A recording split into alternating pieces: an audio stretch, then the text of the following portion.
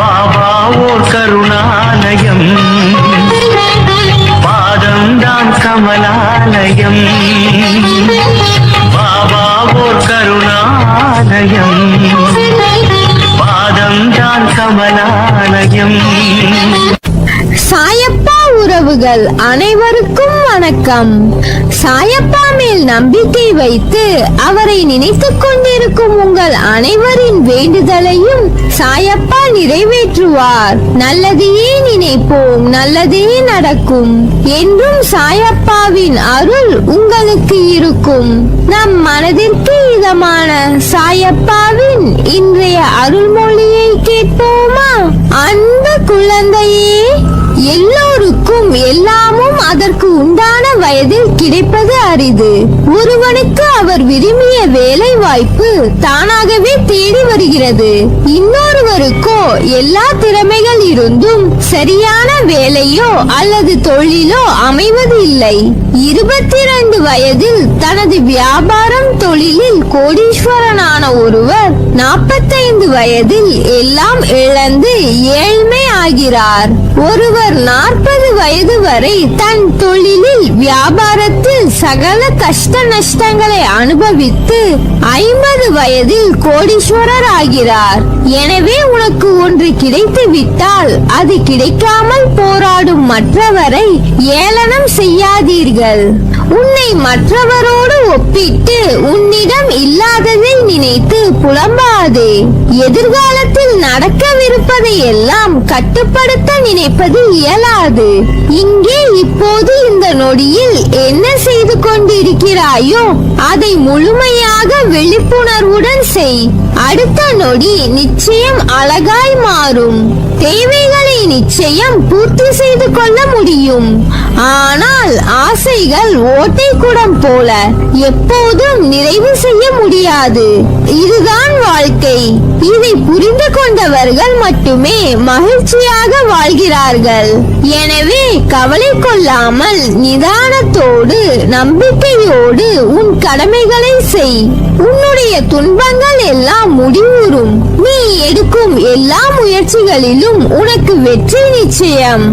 சில நேரங்களில் அப்பா ஏன் பிறந்தேன், எதற்கு என்னை படைத்தீர்கள் என்று புலம்பல்கள் உன் வாயிலிருந்து வருகிறது. அப்படி புலம்புவதால் உன் புலம்பல் உனக்கான தீர்வாக அமைந்துவிடும் என்று நினைக்கிறாயா? இல்லை செல்லமே, அது உன்னை அந்த சூழலில் மேலும் அமுக்கி மறுபடியும் உன்னை அதே சூழ்நிலைகளில் மேலோங்கத்தான் செய்யும். அந்த சூழ்நிலைகள் உன்னை அமுக்கி மூச்சு திணற வைக்கும். சுற்றியுள்ள சூழ்நிலை உனக்கு மன அழுத்தத்தை ஏற்படுத்தும். ஆனால் அவைகள் உன்னை காயப்படுத்தாது. நான் உன்னை காப்பாற்றுவேன். வீணாய் உன் நிம்மதியை தேவையில்லாத விஷயங்களுக்காக தொலைத்துக் கொள்ளாதே. உனக்கு வரவேண்டிய நேரத்திற்கு எல்லாம் நல்லபடியாக வந்தடையும். அதற்கான காலமும் நெருங்கிவிட்டது. ஏக்கங்கள் கொள்ளாதே, அது உன்னை வெறுமையாக்கிவிடும். நமக்கென்று நம் சாயப்பா தரும் எல்லாம் நல்லதற்கே. சில விஷயங்கள் நடக்க தாமதமானாலும் அதற்கென்ற காரணம் நமக்கு நல்லது மட்டுமே இருக்கும். நல்லது என்ற விஷயம் கிடைக்க தாமதமாகலாம், ஆனால் உனக்கு கண்டிப்பாக நல்லதே நடக்கும். என் கையில் இருந்து ஆசை பெற்று சந்தோஷமாக வாழ்வாய். உன் வாழ்க்கையில் மழை அடித்துக் கொண்டே இருக்கிறது. என்ன செய்வதென்று அறியாமல் வெள்ளத்தில் தத்தளிக்கிறாய். ஒதுங்க கூட இடைவெளி இல்லை. கண்ணீர் வழிகின்றது என்று வருந்தாதே.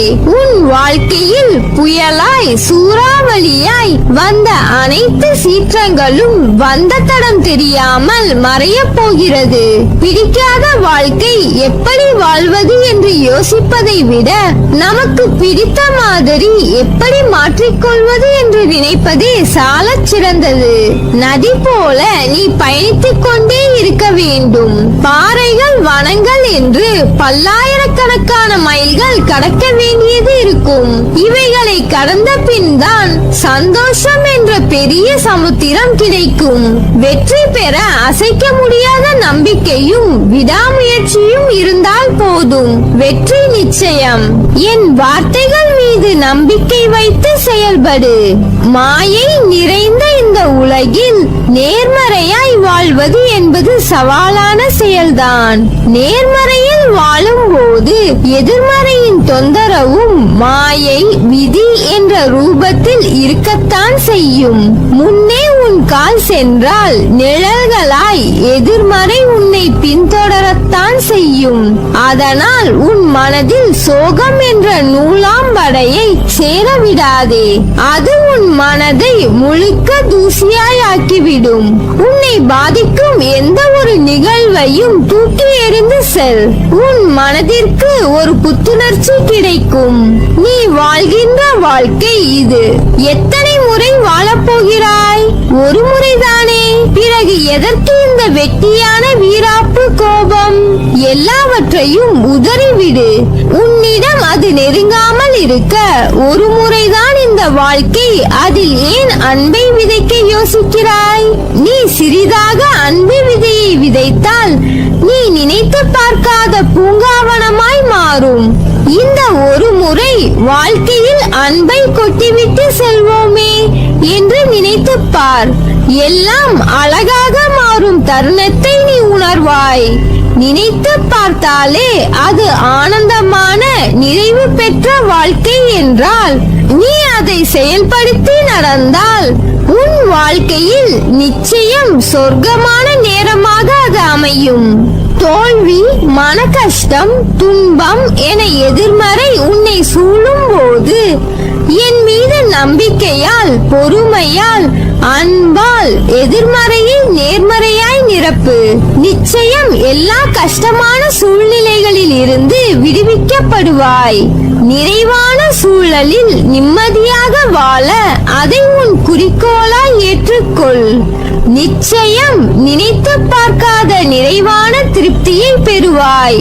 மாற்றங்கள் நிறைந்த விஷயங்கள் நிகழும் தருவாயில் உன் மனம் என்ற பெட்டகம் அமைதியான சூழலில் மாற்றத்தை ஈர்க்க, அதில் வாழ உன் மனதை தயாராக்கிக் கொண்டு இரு. உன் உற்றார் உறவினர் நண்பர்களே உனக்கு துரோகம் இழைக்கிறார்கள் என்று வருந்தாதே. அதை எப்படி எதிர்கொள்வது என்று நிதானமாக யோசித்து அறிந்து கொள். நட்பு, பாசம் இல்லாமல் பணம் ஒன்றே குறிக்கோளாய் கொண்ட வியாபாரிகளான இவர்களுக்காக கவலைப்படாமல் உன் மனதை ரணப்படுத்திய நிகழ்வுகளை மறந்து உன் லட்சியத்தை அடைவதில் மட்டுமே நீ கவனம் செலுத்த வேண்டும். வாழ்க்கையில் சாதிக்க வேண்டும் என்றால் தேவையற்ற பேச்சை குறைத்து தீர்க்கமான செயல்களில் மட்டும் ஈடுபடு. இவைதான் உன் லட்சியத்தை அடையச் செய்யும் உத்திகள். வாழ்க்கையில் தோற்றுக்கொண்டே இருக்கிறோமே என்று சதா சர்வகாலமும் கவலை கொள்ளாதே.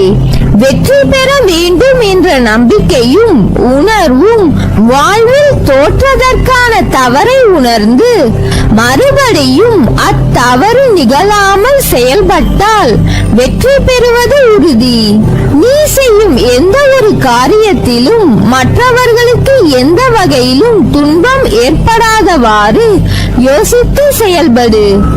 ஒருவருக்கு துன்பம் இழைப்பதற்கு முன் அத்துன்பம் வேறு ஒருவர் மூலம் உனக்கு வந்தால் எப்படி இருக்கும் என்று யோசி. எப்பொழுது நீ உன் தவறை ஒப்புக்கொள்ள முன்வருகிறாயோ அப்போது நீ மனசாட்சி கொண்டவனாகிறாய். என்றும் செய்த தவறை மீண்டும் மீண்டும் செய்யாமல் பார்த்துக்கொள். உன் வாழ்க்கையை இனிமையாக, மன நிறைவாக, நிம்மதியுடன் நான் அமைத்து தருவேன். எந்த சூழ்நிலையிலும் தைரியத்தை கைவிடாதே. உனது நம்பிக்கையை திடப்படுத்தவே நான் அவதரித்தேன். உனது நல்வாழ்விற்கு நானே பொறுப்பு. முடிந்தவரை உதவுங்கள். எவன் ஒருவன் உன்னை நாடி உதவி கேட்கிறானோ தயங்காதே.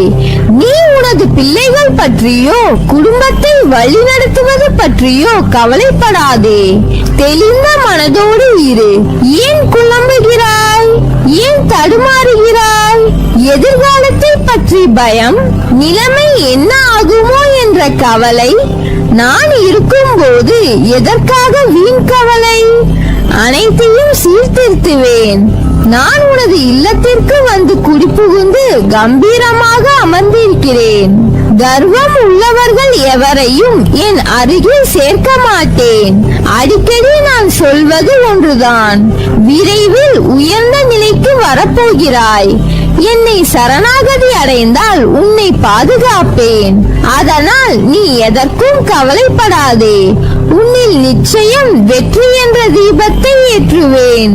நீ ஜெயமாக நல்ல ஆரோக்கியத்துடன் எல்லா செல்வ வளங்களையும் பெற்று சீரும் சிறப்புமாய் நல்ல பெயருடன் நிம்மதியான மகிழ்ச்சியான வாழ்க்கையை பெறுவாய். நல்லதே நடக்கும். நீ என் பரிபூர்ண அருளும் ஆசீர்வாதமும் அன்பும் பெற்ற என் செல்ல பிள்ளை.